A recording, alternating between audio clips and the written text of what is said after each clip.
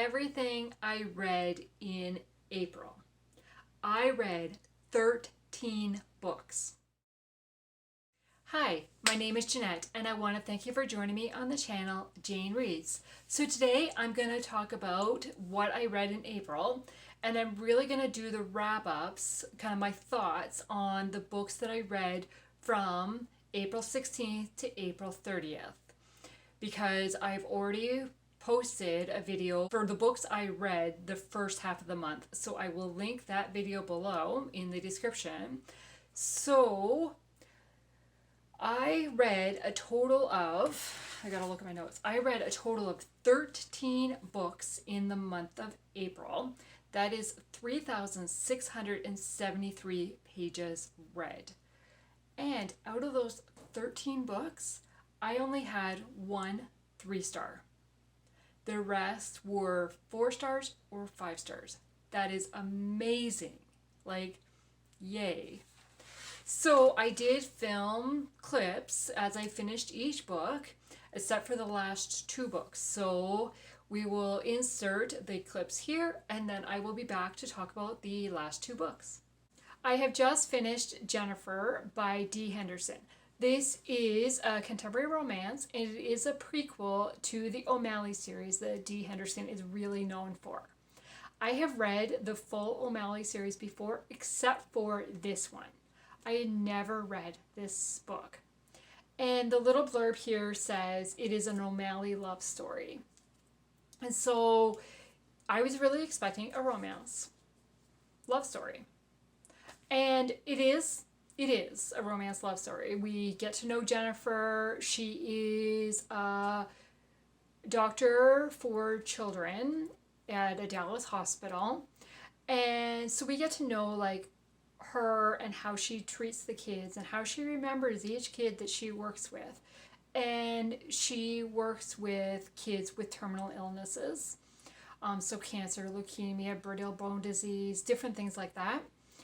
And then how she meets her husband and kind of their romance. So that is covered in this book. However, what is also covered in this book, and it was like, oh, this love story kind of has 2 meanings to it, because it also covers Jennifer finding God, learning about him, discovering him, and falling in love with him and becoming a Christian. And the way that it is described and happens, I absolutely loved it. Like, talk about very straightforward and teaching somebody about God. I loved that aspect of it. Loved that aspect. Now, I also really like Jennifer, and it was so nice to get to know her, kind of her beginning story before we see her in the O'Malley series. Because by the time we meet her in book 1, she's already with this guy, and then they end up getting married, right? So, I mean, I knew that, but how did she get together with this guy? So that's what I was really intrigued about this book and wanted it. So I gave this book 4 out of 5 stars because, well, the relationship with God was awesome and described so well and so great for a new Christian or somebody just seeking and looking for answers. Because, I mean, it talks about things that all Christians have questions about, and it really provides straightforward answers to that, and so I really like that. What I would have appreciated a little bit more is more of the romance, because a lot of it happens kind of off the page, in time that we don't see happen, right? Like, you go from one scene and then the next scene is talking about kind of what happened in between, right? Kind of a little bit of a recap. But, I mean, it is a novella. After all, it's only like 160 pages, so there's not time for a lot of the in-depth that I would have preferred. But by the time this one ends, and because I'd read the O'Malley series, I kind of knew I expected how this one was going to end. There is kind of a hard moment at the end that I really expected to kind of knew was coming. But if you didn't know, be prepared to cry. That's all I'll say. Be prepared to cry. So yeah, I really enjoyed this one, and as soon as I finished this one, I picked up book 1 of the O'Malley series because I want to reread the whole series again. And so yeah, this was perfect to read this and then go into book 1 because it will give me more of her story and kind of pick up with another of the siblings as well. So yes, I really enjoyed this book and I highly recommend it. Well, I have just finished reading Beneath the Surface. This is on my Kindle. I'll put the color version cover here. I do not have a physical copy of this book, but I am looking for a physical copy of this book so that I can complete the series. So, Beneath the Surface is book 1 of the Dive Team Investigations by Lynn H. Blackburn. I have read this one before when it first was released in 2018. So this was a reread for me, but I loved it just as much as I did the first time around. I pulled out my notes so that I know kind of what I want to share with you. Okay? So what begins as a discovery of a dead body leads to so much more when Leah's life is threatened multiple times. Homicide investigator Ryan Parker sets out to protect his best friend's sister, Leah, and figure out who is behind the attacks on her. He doesn't realize how this interaction is going to change his future. Ryan and Leah have been friends forever, since they were young. And he knew her because he was best friends with her brother, and so they kind of grew up together. But neither knows that both have feelings for each other. And the brother, Kirk, made it very clear to Ryan and all the friends that nobody could go after his sister. And so Ryan has held that promise for a number of years. And now they're in this situation together. Can they keep their feelings to a friendship level, or will more develop? And can Ryan protect Leah and figure out this dead body that he discovered? Meanwhile, multiple dead bodies appear. And so Ryan is working one case, a fellow investigator is working another case, and then another investigator is working another one. And so they're trying to work together. Are these cases related? Because some of the similarities between them. In the middle of all of it is Leah, who's being threatened. Is she linked to the murder cases, or is this a completely separate incident? Like, so much was happening, and it really kept the cops busy, searching and frustrated because every time they thought they had an answer, something else came up, and it's like, okay, well, that's not the answer. But just like the investigation, I was trying to figure out who it was. I did not remember, as I said, I read this back in 2018, so 5 years ago, if I can do math. And I didn't really remember. There was parts of it I was like, oh, I think I know, but then I'm like, no, is that because, I've read the rest of the series as well. So I was like, okay, is that in the next book or is that in this book? I'm not sure. So we have a whole group of characters. We have the police officers, the homicide investigators, and then there's like a computer forensic person that gets called in. And then there's Leah, who is a nurse practitioner at a hospital. And so I was guessing the whole time, like, are they tied together? How are they tied together? Why can they? And then there's the whole character relationship side, not only between Ryan and Leah, but between the other characters, and you can see they're friends, and kind of jokes are inserted to kind of lighten the mood at times, and sarcasm happens, and I love that. So like you're laughing at really kind of maybe weird times, but when you're dealing with such a heavy subject matter like they are, dealing with a dead body and trying to figure it out, you would need that lightheartedness, right? Like kind of, you can't be fully serious all the time. So, and I am really drawn to romance stories where characters have a previous relationship. So these two had a friendship growing up, they knew each other, so it wasn't like all of a sudden they start having feelings during this really traumatic time and stressful time, right? So I really like that. But can they tell each other? Will they get the courage up to tell each other how they really feel about each other? And can they face the wrath of the brother? Is he going to be okay with that when he realizes what's happening? So I really enjoyed this story, and I loved the characters, and there was moments I was on the edge of my seat wanting to know, is she going to be safe? Why is this person doing this? Is this person, like, do they know who this person is? And, like, have they interacted with this person and they just don't know it? Or is it somebody they haven't come across yet? I really loved this story. I really did. I gave it 5 stars. I gave it 5 stars the first time around. I gave it 5 stars this time around. And as soon as I finished this one, I immediately started book 2 because I want to continue with these characters. So we have Ryan and Leah are the main characters in this one, but then we have Gabe and Anissa and Adam, who are the other police officers and investigators. And then we have Sabrina Fleming, who is the computer forensic scientist. So kind of they are the main base of characters, but there are other ones throughout as well, because of course there's the villain, right? And then like Leah's friends at the hospital, and you know, just various characters like this, a lot of side characters. But it's that core group of characters that working together, trying to solve the case, figure out the clues. You're rooting for them and you want them to get along and figure this out and stop this villain person before somebody else gets hurt, right?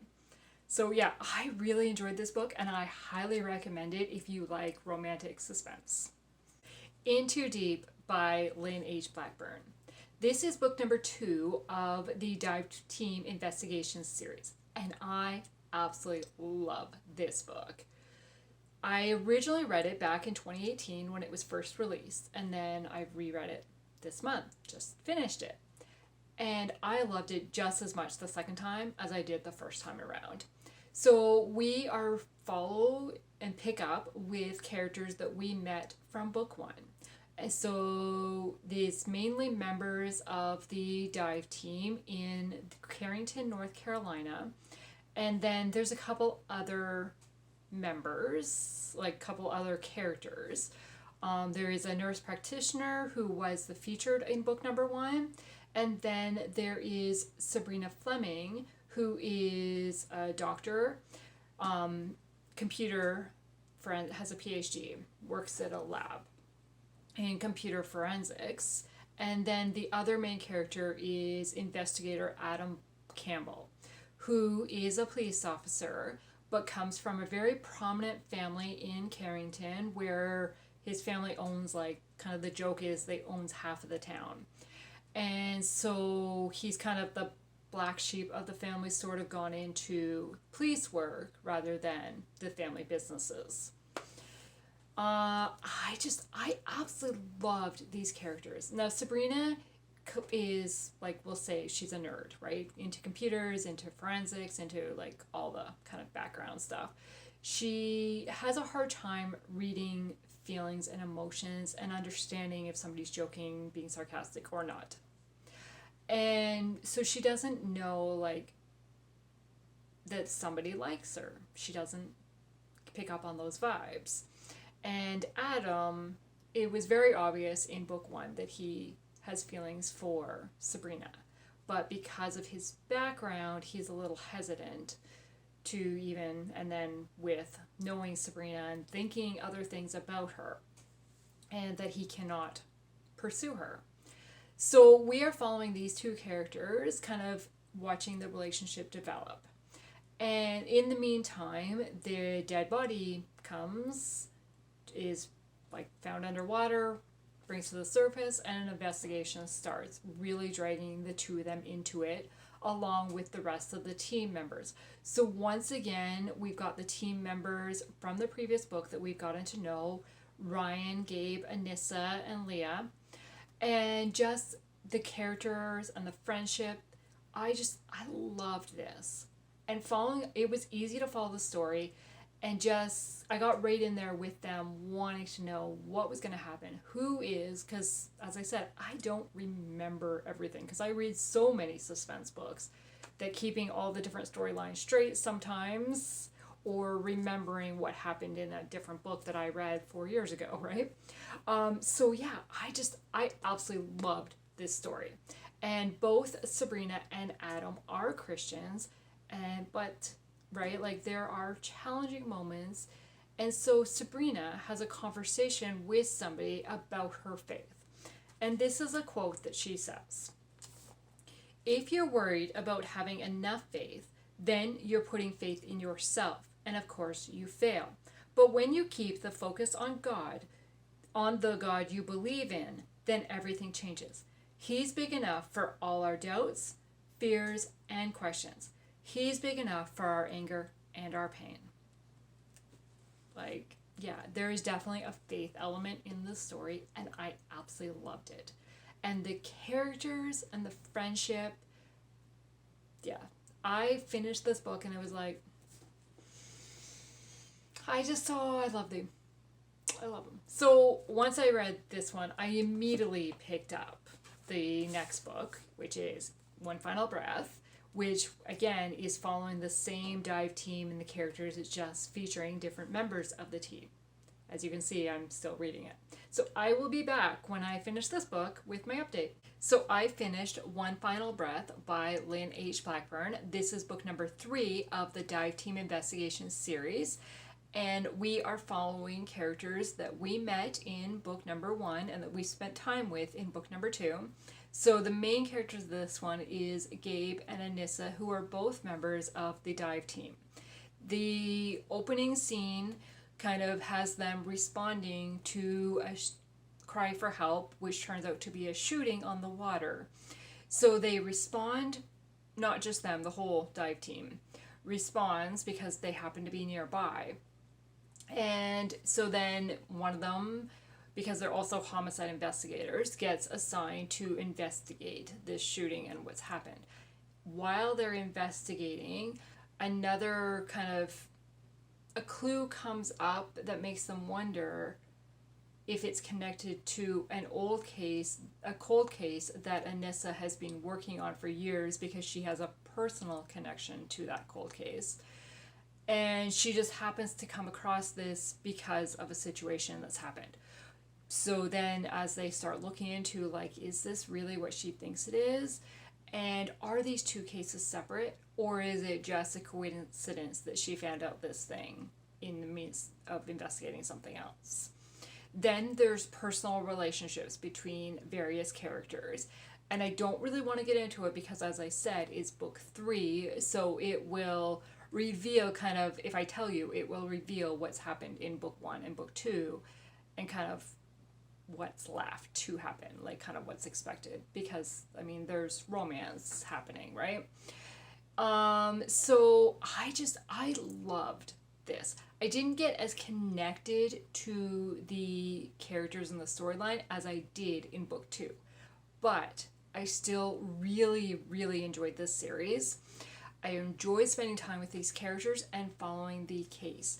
And kind of the cold case, dealing, like, kind of solving the cold case, that one really kind of was, I want to say hard to read, but not really hard to read.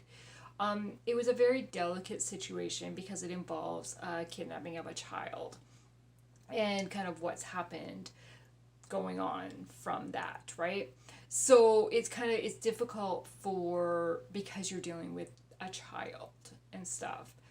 So not so much difficult because of the way it's described or scenes are written descriptively, nothing like that. But I really enjoyed it, and I think I just love this group of characters and these friends that work together and kind of solve and help each other out. And they're not just there just for work. They are helping them personally as well, encouraging them, supporting them, just being there for them. So that's what I really love, like the family friendship dynamic between the characters, and then kind of being sucked into the case and trying to figure out what's going on really pulled me in. Now, there is faith in this story, and both characters do believe that are really talked about, and kind of one of them is struggling with her position with, like, is she following what God has told her to do? Her parents are missionaries, and so she grew up as a missionary child, and now she's in the States and has decided to stay in the States, even though she felt like God was calling her to the mission field. But because of this personal connection to this cold case, she couldn't go until that kind of, she felt like that was wrapped up. And as she's talking to another character about kind of this kind of thing, the other character says to her, sometimes God calls his children to sacrifice everything and serve him in far-flung places. Sometimes God calls his children to sacrifice everything and serve him in the up-close places, in the hospital, in the courtroom, the classroom, the sheriff's office. Staying put and doing the hard work right where you are takes the same obedience, the same passion for the Lord as any other calling.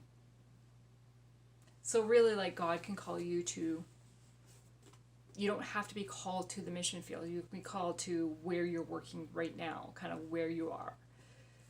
You can, like, spread, right? So I really like that. So I did give this book 5 stars because, once again, I really enjoyed it, and I really didn't want to say goodbye to these characters.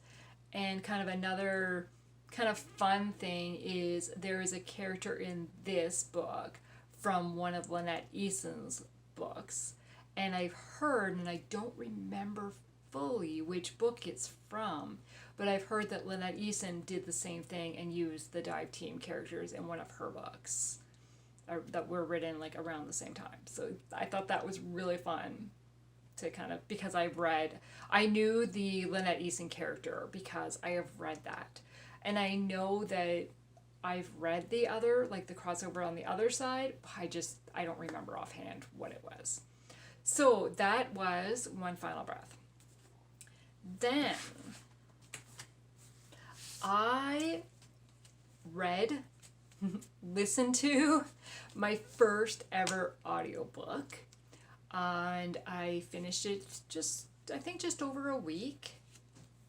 I think it took me just about a week to do, because I only listened to it, like, kind of as I was getting ready in the morning, when I'm doing, like, mundane tasks at work, like stuffing bulletins. Yeah, I thought, well, I'll give it a try and see. I've never been one to I can't just sit and listen and get into it. And I'm like, will I be able to follow kind of what's happening and going on? So I decided to start with a book that I have read, that I have on my shelves. So I read The Negotiator, or I have a hard time saying I read because I didn't read it physically. I listened to it. So to say I read it, my mind just doesn't, yeah. So I decided to start with The Negotiator from the O'Malleys. This is a 3-book bind-up that I have here. So here's the cover of The Negotiator. And I decided to start with that one because I read the prequel to, one of the prequels to the O'Malley series last year. And then I just recently read Jennifer, who is another prequel to the O'Malley series. And then this one picks up, this is book 1, and it features Kate O'Malley, and it carries on with Jennifer's story in it. And so I have read that one before. It's not one of my Goodreads listed ones, which means I read it prior to 2011. So it's been quite a while since I read it, but I'm familiar enough with the story. I thought, let's give this one a try, because if I get really lost, it's okay. Now, it probably wasn't a great one to start with at the time, because when I started it, I was physically reading Beneath the Surface by Lynn Blackburn. And both books start out with the main female character in the hospital, and a stalker is after them. A little too similar So it was kind of like, okay, wait, what happened to her? What happened to her? One is set in North Carolina and one is set in Chicago. But it was still like, ooh, almost too similar of a storyline. But I survived and I kept them straight. At least I think I kept them straight. So, yeah. So, with the O'Malley series, so we meet Kate O'Malley, who is one of the oldest siblings of the O'Malley family. She's the oldest girl. They are seven. They are seven people. I want to say kids, but they're not kids. They're now like late 20s, 30s at this point in time. But when they were kids, they met in a Trevor house, an orphanage. That word slipped my mind. They met in an orphanage and kind of decided to form their own family. So the seven of them formed a family. They changed their name. They all changed their name to O'Malley. And for the last 20 years, they are their family. And they look out for each other and everything like that. So we now meet Kate, who is in her early 30s. She is a negotiator for the police. And she arrives on the scene to negotiate a bank hostage situation. And there she meets Dave Richmond, who is an FBI agent who happened to just be in the bank. He's not there associated with the case. So then kind of events unfold and stuff happens. They kind of get to know each other a little bit, and Dave is really attracted to her and kind of wants to really get to know her more. And how can this person stay so cool under the whole situation? And he's really intrigued by her. So then, because of what happened to the bank, she ends up in the hospital, and then they realize there's also a stalker after her. And so then kind of events just keep unfolding. The FBI gets involved and starts investigating, so Dave gets assigned, and they start working together. Then there's the whole Jennifer has arrived in town to tell her family kind of a little bit of her story and what's going on with her. And Jennifer's main priority is to get her siblings to believe in God and turn to them. And Kate is the first one that she really talks about and kind of tries to share. And so then we really follow Kate kind of learning about that, following that, making a decision for herself. And also there's the whole case going on. There's multiple cases really that start happening, because there was the bank and the stalker, and then there's something else that happens. And are they connected or not? Are they just separate cases? So I really I enjoyed it. I loved following it, and I'm surprised at how well I was able to follow along with the audiobook. There were times that I kind of had to stop and like go back a little bit because I missed something, but that was really just I wasn't paying attention or I got distracted by something else, and yeah, that's totally me. Nothing with the audiobook. I really enjoyed the narrator, so then I automatically, once I finished book 1, I moved on to book 2, which is The Guardian. So hopefully soon I will have this book finished. We'll see. Yeah. So I think I really, really enjoyed it, and I gave it 4 stars. So I have finished Missing by Lynette Eason. This is a love-inspired suspense that was released in 2011, and I read this in an evening. It is a pretty short book, but yes, I was able to sit down and read it pretty much in one sitting, sort of. I mean, I took breaks to get a drink and things like that, but yeah, pretty much in one sitting. It was a reread for me, so I had read it before, but I read it back around when it was released, so I did not remember a lot of it. We meet Mason Stone, who is a U.S. Marshal, who I initially met in a book I read in March. Yes, March. What was that one called? Protective Custody. And then we meet Lacey Gibson. Gibson? Yes. Had to check my notes. And we find out that Lacey and Mason were high school sweethearts until something happened that caused a rift between them, and she left town, and now it's 16 years later and she's come back. And she arrived at the very opening scene is she arrives on Mason's doorstep and asking for his help because her 15-year-old daughter has gone missing. Through the course of that conversation, we realize that this daughter is Mason's daughter, who he never knew about. And so I don't like the secret child storyline. Not a big fan of that. And I'm kind of like, I understand, like, Lacey was really young at the time. They were 18 years old at the time. And she was under a lot of pressure from her family, things like that. And, you know, like, she went to go try to tell Mason, but the way he reacted, she wasn't able to tell it, like, due to something else that happened, she wasn't able to tell him, so then she just leaves town, and he doesn't find out. And I'm just like, really, in 15 years, well, really 16 years, you have not found a chance to tell him? Like, I understand the first few years, but then how does somebody live with that kind of, must be feeling guilt, right? Like, to not share that. Like, the burden and the pressure of that secret on her, like, I couldn't imagine.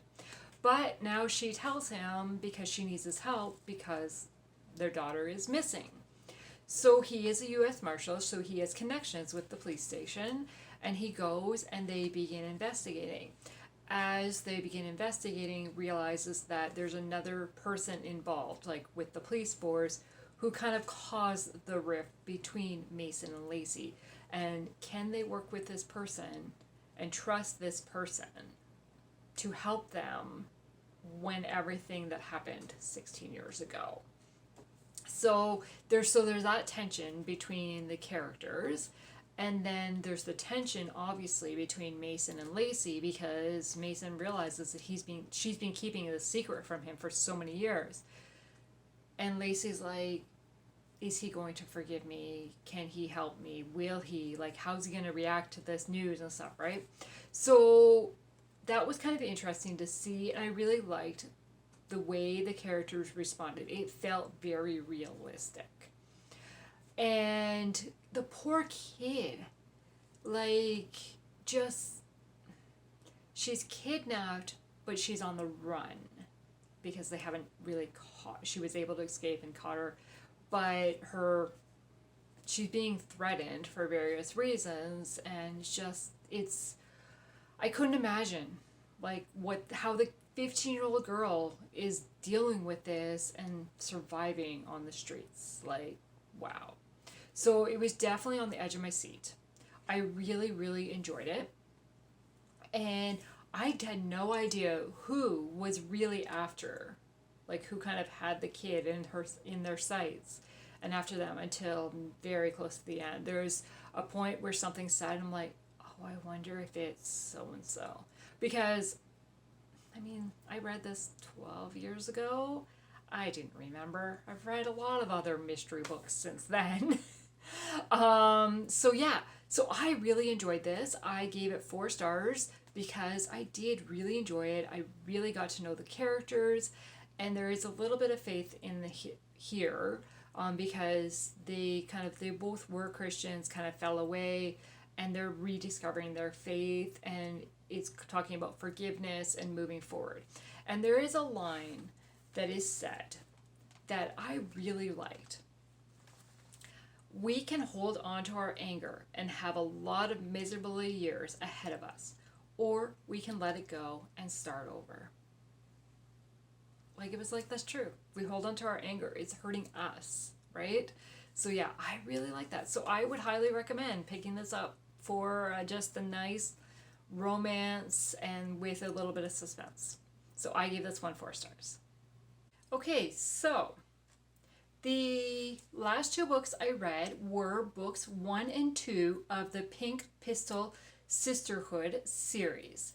Book number 1 is In Her Sights by Karen Witemeyer, And book number 2 is Love on Target by Shanna Hatfield.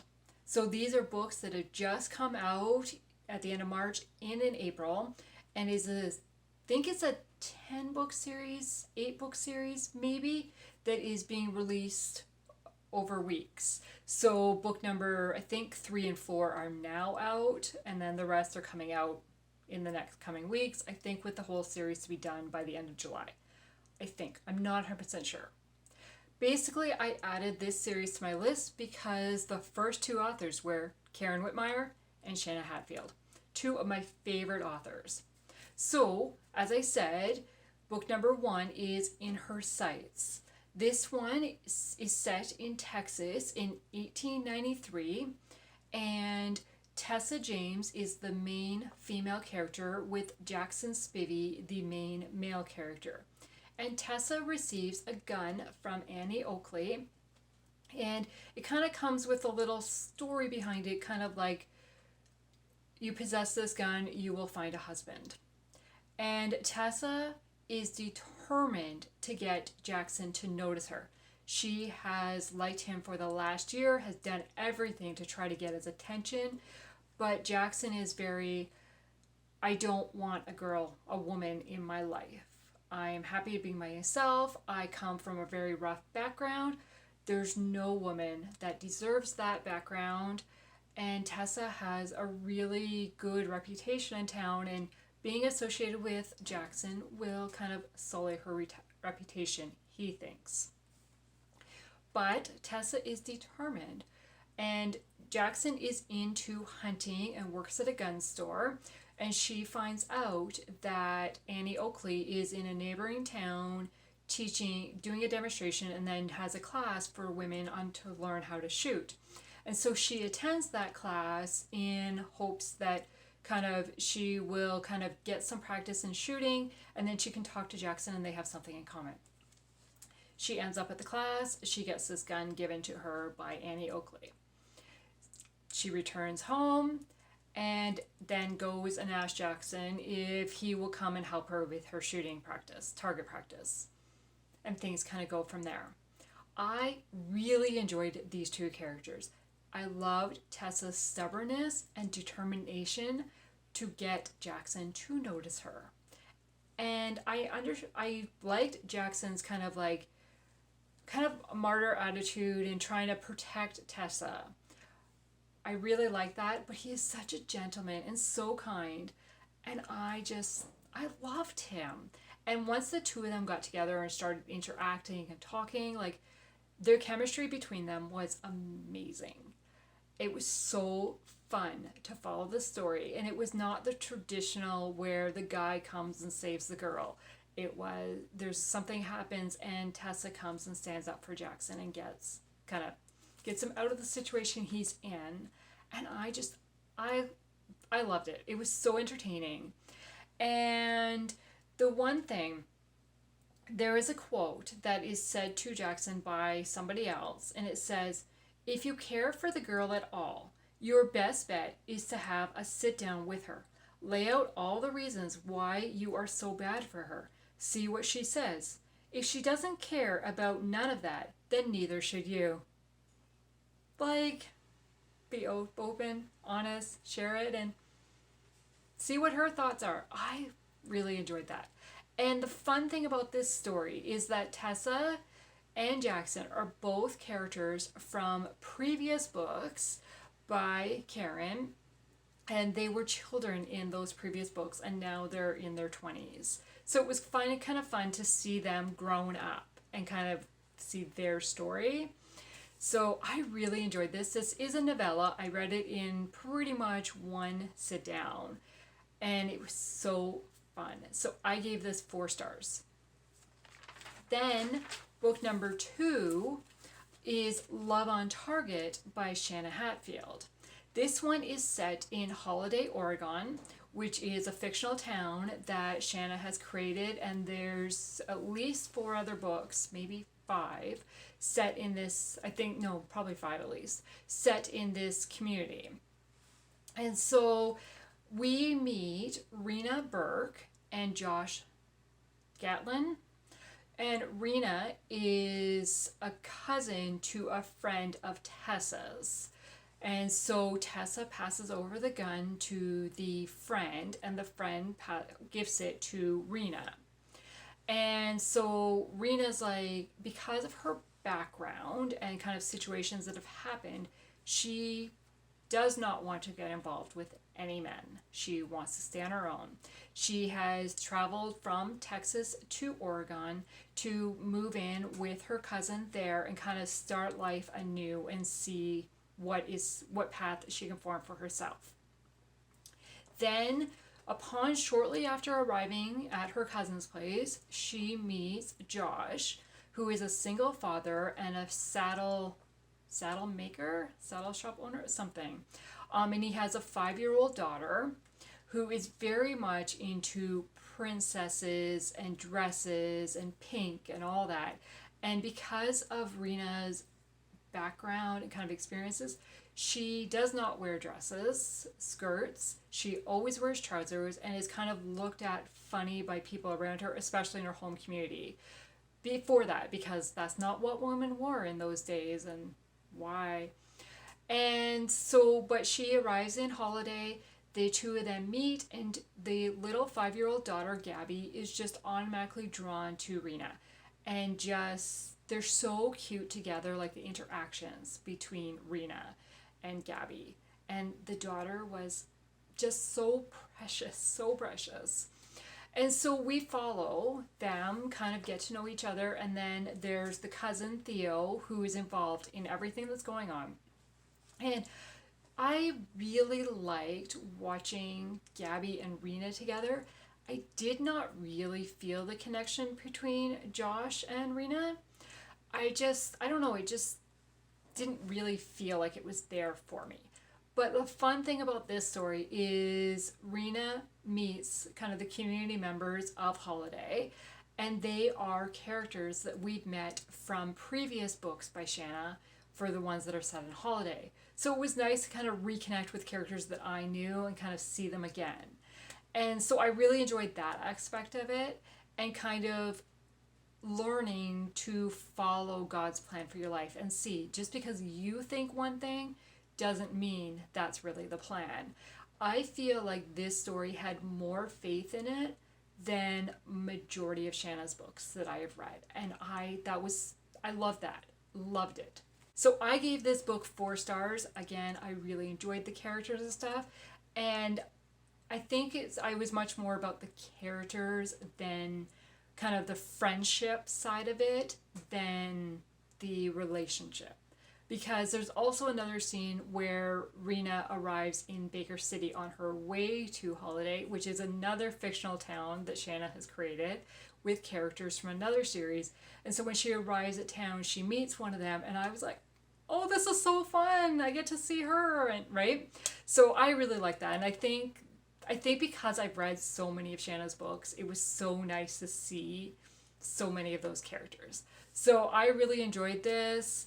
And then I really liked how Shanna was able to take parts of Tessa's story from book 1 and kind of incorporate it in this and kind of do a summary of what happened in that. So even if you hadn't read book 1, you would know kind of the background of this pistol. So I thought that was really well done. I really enjoyed that. So yeah, I plan on continuing with this series at some point. I don't know when, because I have a lot more books on my TBR, and a lot of the other authors in the series I don't really recognize, so I don't think I'll have the same character connection with them, but at some point I will finish this series. So yeah, so I read 13 books in April. Probably watching the clips, you probably know which book was my favorite, but I'm going to tell you anyways. In Too Deep by Lynn Blackburn. This is book number 2 of the Dive Team Investigations series. And while I love the whole series, I gave the whole series 5 stars. Book number 2, I just absolutely love these characters. And I enjoyed reading it the second time around just as much as I did the first time. And it reminded me how much I love Lynn's writing. So if you have not read this series, please give it a go. Okay, so that was my April.